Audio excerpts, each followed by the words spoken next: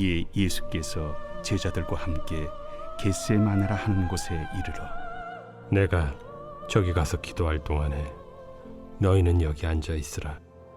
베드로와 세베대의 두 아들을 데리고 가실새 고민하고 슬퍼하사 내 마음이 매우 고민하여 죽게 되었으니 너희는 여기 머물러 나와 함께 깨어 있으라. 조금 나아가사 얼굴을 땅에 대시고 엎드려 기도하여 이르시되 내 아버지여, 만일 할만하시거든 이 잔을 내게서 지나가게 하옵소서. 그러나 나의 원대로 마시옵고 아버지의 원대로 하옵소서. 제자들에게 오사 그 자는 것을 보시고 베드로에게 말씀하시되 너희가 나와 함께 한 시간도 이렇게 깨어 있을 수 없더냐. 시험에 들지 않게 깨어 기도하라. 마음에는 원이로되 육신이 약하도다. 다시 두 번째 나아가 기도하여 이르시되 내 아버지여, 만일 내가 마시지 않고는 이 잔이 내게서 지나갈 수 없거든 아버지의 원대로 되기를 원하나이다 하시고 다시 오사 보신즉 그들이 자니 이는 그들의 눈이 피곤함일러라. 또 그들을 두시고 나아가 세 번째 같은 말씀으로 기도하신 후 이에 제자들에게 오사 이제는 자고 쉬라. 보라, 때가 가까이 왔으니 인자가 죄인의 손에 팔리느니라. 일어나라, 함께 가자.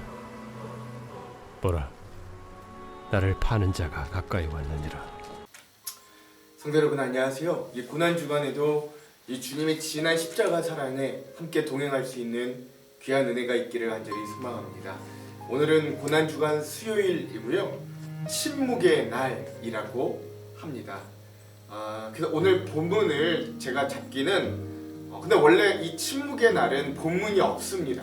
왜냐하면 예수님이 행하신 행적이 없기 때문에 이 수요일 날은 침묵의 날이라고 보통 하는데 그래도 저희가 또 본문이 없다고 이 부분을 그냥 침묵하고 정말 넘어갈 수는 없어서 제가 원래 내일 예수님께서 마지막으로 하셨던 겟세마네 기도의 기도를 이 침묵과 기도라는 주제에 연결해서 그 부분으로 오늘은 좀 대신 침묵의 날 주제로 침묵과 기도라는 주제로 함께 좀 나누기를 원합니다. 그래서 본문은 마태복음 26장 36절에서 46절까지의 말씀이고요.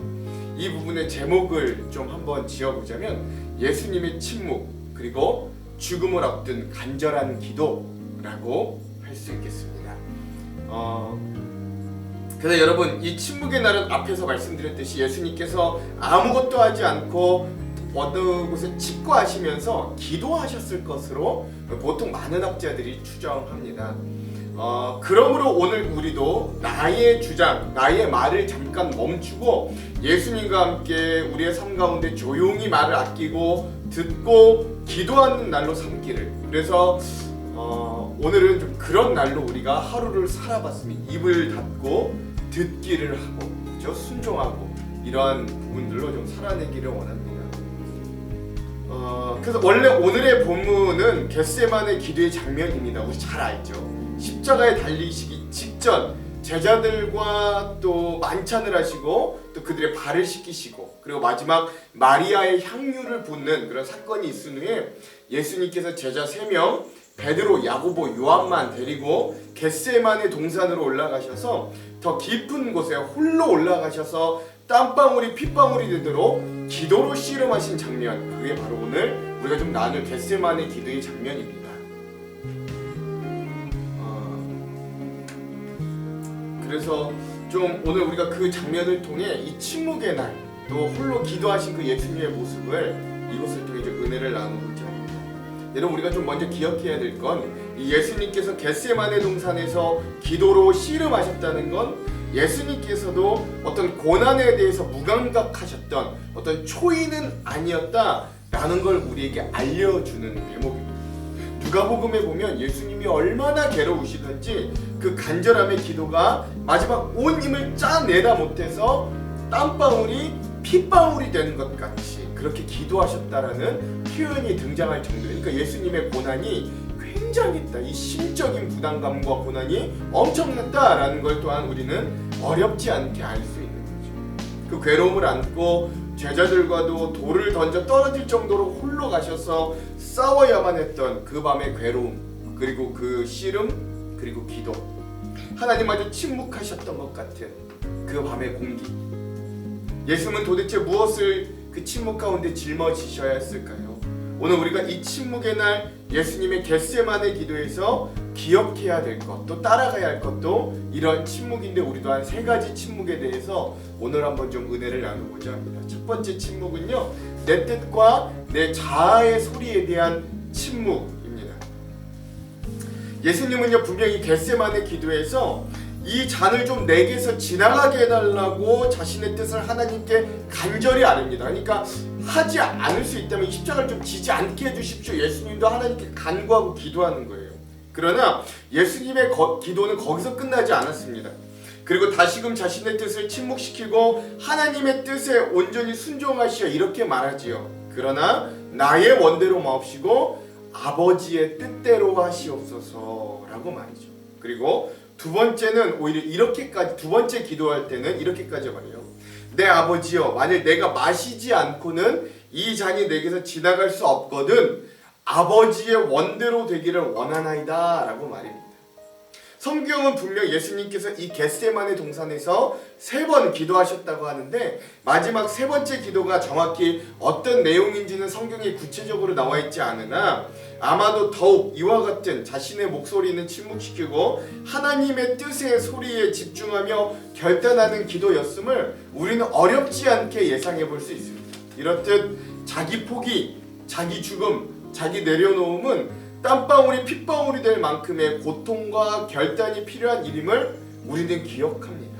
그러나 예수님은 하나님 아버지의 뜻에 순종함으로 또한 자신을 내어 던져 모두를 살리시기 위하여 자신의 뜻에 침묵하셨고 하나님의 뜻에 순종하셨어요. 오늘 우리는 이 침묵의 날 이러한 자기 침묵, 자기 포기의 침묵을 배우고 따라갈 수 있어야 됩니다. 이게 오늘 우리들에게도 요구되는 첫 번째 침묵입니다.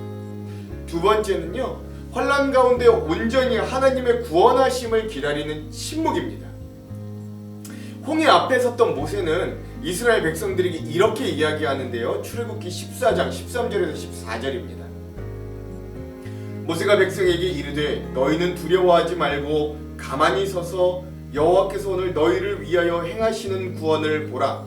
너희가 오늘 본 애굽 사람을 영원히 다시 보지 아니하리라. 여호와께서 너희를 위하여 싸우시리니 너희는 가만히 있을지니라. 아멘.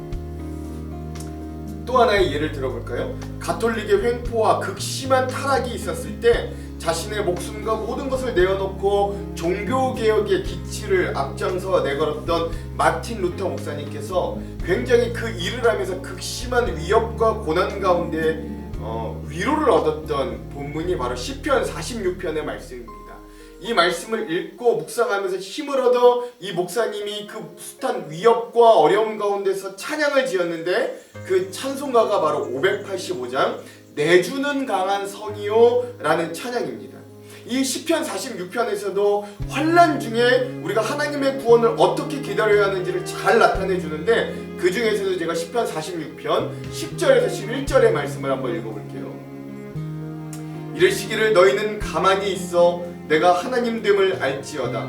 내가 문나라 중에서 높임을 받으리라. 내가 세계 중에서 높임을 받으리라 하시도다. 만군의 여호와께서 우리와 함께 하시니 야곱의 하나님은 우리의 피난처시로다. 셀라. 아멘. 즉 침묵의 날, 우리의 고난이 어찌 예수님의 고난과 같은 무게라고 이야기할 수 있겠습니까? 뭐 만분의 1이나 된다고 할 수도 없겠습니다만, 그러나 연약하고 이 인생의 짙은 고난의 멍에를 메고 살아가는 우리들에게 지금 필요한 침묵은 온전히 하나님만 바라보며 하나님의 구원을 신뢰할 수 있는 이러한 침묵이다 라는 것들을 여러분 두 번째 침묵으로 기억하실 수 있기를 바랍니다. 마지막 세 번째 침묵은 이 예수님의 기도를 통해서 우리가 마지막으로 기억해야 할 것, 즉 하나님의 침묵에 대한 우리의 자세, 반응입니다. 아브라함에게 이삭을 바치라고 하셨던 하나님의 이해, 도통 우리의 생각으로는 이해할 수 없는 명령에도 아브라함은 100세에 얻은 이 세상의 그 무엇과도 바꿀 수 없는 이제 자기의 삶의 유일한 의미였던 그 아들 이삭을 별말 없이 하나님께 드리려 산에 오릅니다. 이삭이 아버지께 묻지요. 아버지, 나무도 있고 뭐 칼도 있고 여러 가지가 다 준비 다 되었는데 하나님께 제사 드리러 간다면서 이 제사에 드릴 제물은 어디에 있습니까? 라고 묻지요. 이 대답은 사실 하나님께서 이 이삭에게 대신해 주어야 되는 게 인지상정 아닙니까? 그러나 아브라함은 끝내 이해할 수도 없는 하나님의 뜻의 어떤 분노나 실망이나 성급히 이야기하지 않고 하나님을 끝내 신뢰해요. 그 뭐라고 해요? 하나님이 다 예비해 놓으셨을 거다라고 이야기합니다. 그리고 결국 그가 칼을 들어서 그 아들 이삭을 치려는 그 마지막 순간까지도 침묵하셨던 하나님을 믿으며, 아니 만일 자신의 칼에 자기의 아들을 죽여 하나님께 바치더라도 하나님은 끝내 선을 이루시고 또 더 좋은 것으로 예비하셨으리라 믿으며 하나님의 침묵에 자신의 신뢰와 순종을 거두지 않았던 아브라함의 모습을 오늘 우리가 기억해야 됩니다. 예수님께서도 십자가상에서 이렇게 외치셨어요. 엘리 엘리 라마 사박다니, 나의 하나님 나의 하나님 어찌하여 나를 버리셨습니까? 라는 것이죠. 즉 참혹한 십자가 도상은 하나님의 완전한 외면과 침묵의 상황을 의미한다라는 거예요. 하나님의 부재인 거죠. 그럼에도 예수님은 다 이루시기까지 그 자리에서 내려올 수 있었음에도 불구하고 그 십자가의 고난과 그 십자가의 자리를 결코 탈피하거나 내려오지 않으셨습니다. 끝내 하나님의 침묵을 기다리고 인내하심으로 하나님의 뜻을 온전히 이루셨고 구원을 이루어내셨어요. 오늘 우리의 인생 가운데 극심한 고난 중에 하나님의 침묵은 참으로 얄궂게 나올 때가 많습니다. 아니 얄궂다 못해 아주 우리는 애타고 죽을 지경입니다. 응답해 주셔야 우리가 좀 살 것 같은데, 역사해 주셔야 우리가 좀 숨통이 트일 것 같은데, 우리가 드리는 이 기도는 꼭 좀 들어주셔야 어떤 이치에 맞을 것 같은데도 그렇지 않으시고 침묵하시는 하나님을 우리는 믿음 생활 중에 생각보다 종종 많이 만나게 됩니다.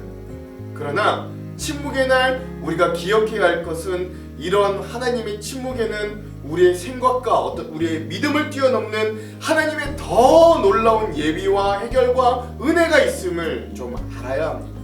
그리고 우리도 하나님의 침묵에 우리의 믿음과 신뢰를 결코 꺾어버려서는 안 됩니다. 이삭을 바친 아브라함의 제단 뒤에 뿔이 달린 순양이 예비되어 있었고, 그리 아니하실지라도 하나님을 끝내 신뢰함을 포기하지 않았던 다니엘의 세 친구도 하나님을 믿었다는 이유로 7배나 더한 풀무불에 던져졌으나 그런 상황 가운데서도 다니엘서는 분명 하나님의 아들이 그들과 함께 하였다. 그래서 3명이 그 풀무불에 들어갔는데 4명이 그 풀무불에서 거하고 있더라 라고 증언하고 있어요. 즉 예수님과 함께 그들은 머리털 하나 상하지 않고 그곳에서 나와 하나님의 살아계심을 온 제국 가운데 보여주는, 만방에 드러낼 수 있는 놀라운 은혜가 그들에게 있었습니다. 예수님도 결국 끝내 하나님의 뜻에 순종하심으로, 하나님의 침묵 가운데서도 순종하심으로 다 이루었다 이야기하시고 온 인류의 죄를 십자가에서 사하셨고 그래야 온 인류의 그리스도, 즉 구원자가 되셨습니다. 사랑하는 성도 여러분, 오늘 이 수요일 침묵의 날, 이런 예수님의 침묵, 즉 기도와 기다림과 끝내 신뢰를 기억하시고 오늘 우리도 인생의 수많은 어려움과 고난 가운데서도 하나님만 묵묵히 기다리며 끝내 신뢰하며 그 하나님을 만날 수 있는 저와 여러분 되기를 간절히 축원합니다. 기도하겠습니다. 하나님, 오늘 그 극심한 고난과 어려움 가운데서도 자신의 뜻을 꺾고 침묵하며 하나님의 뜻에 귀 기울이셨던 예수님의 겟세마네 기도를 기억합니다. 하나님, 오늘 수많은 인생의 어려움 가운데 심지어 목숨이 경각에 달린 그들의 삶 가운데서도 끝내 하나님을 신뢰하며 침묵하고 묵묵히 믿음의 길을 갔던 믿음의 선배들을 기억합니다. 하나님, 오늘 우리의 인생에도 얼마나 많은 고난과 어려움의 문제들이 있는지 모릅니다. 하나님께 애원하며 기도하며 해결해 주십시오 여러 번 기도했음도 주님 아실 겁니다. 그러나 때론 우리는 하나님의 침묵에 속이 상하고 마음이 애가 타고 하나님 불신하고 원망할 때도 많이 있었음을 고백합니다. 끝내 우리가 침묵하며 잠잠히 기다리며 하나님의 구원을 끝내 신뢰할 때 하나님은 더 큰 은혜와 더 큰 예비하심으로 우리에게 결국 우리에게 생명을 더하시고 구원해 주시며 함께하여 주실 줄 믿습니다. 그런 주님의 은혜와 사랑, 이 침묵의 날 우리가 그것을 기억하며 우리도 여전히 주님 앞에 가만히 주님을 기다리며 침묵할 수 있는 날이 되게 하여 주시고 묵상하며 기도할 수 있는 날이 될 수 있도록 하나님 오늘도 우리와 함께하여 주시옵소서. 그렇게 하실 주님을 기대하며 예수님 이름으로 기도합니다. 아멘. 오늘은 마커스 워십의 주 은혜임을 찬양을 듣고 오늘 영상을 마무리하도록 하겠습니다. 그럼 예수님의 십자가를 따라가는 이 귀한 한 주간 여러분 우리가 그 주님의 고난에 동참하며 귀한 은혜를 누리시기를 간절히 소망합니다.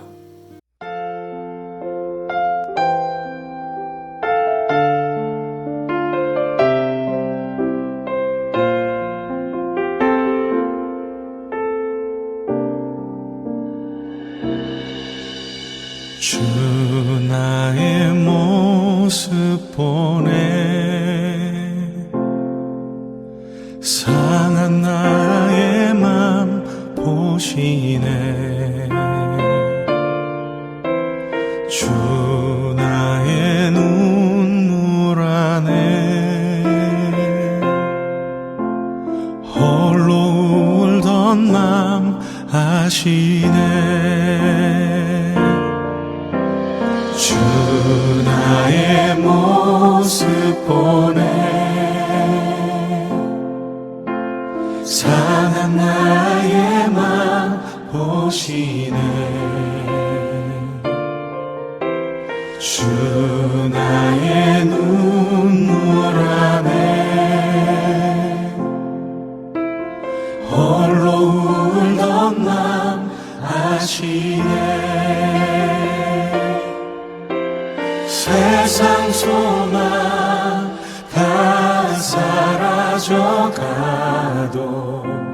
주의 사랑은 끝이 없으니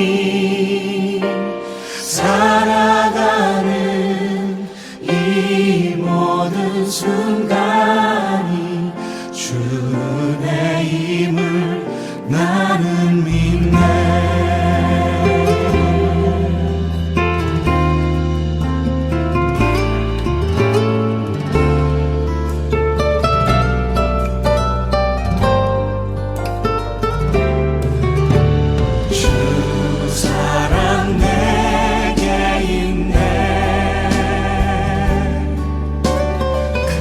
사랑이 날 채우네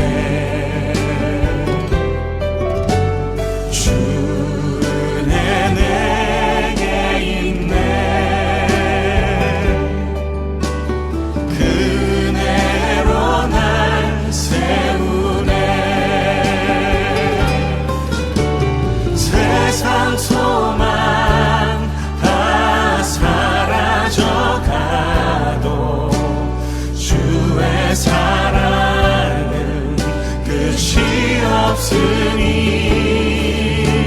살아가는 이 모든 순간이 주 은혜임을 나는 믿네 세상 소망 다 사라져가도 주의 사랑은 끝이 없으니 살아가는 이 모든 순간이 주 은혜임을 나는 믿네 주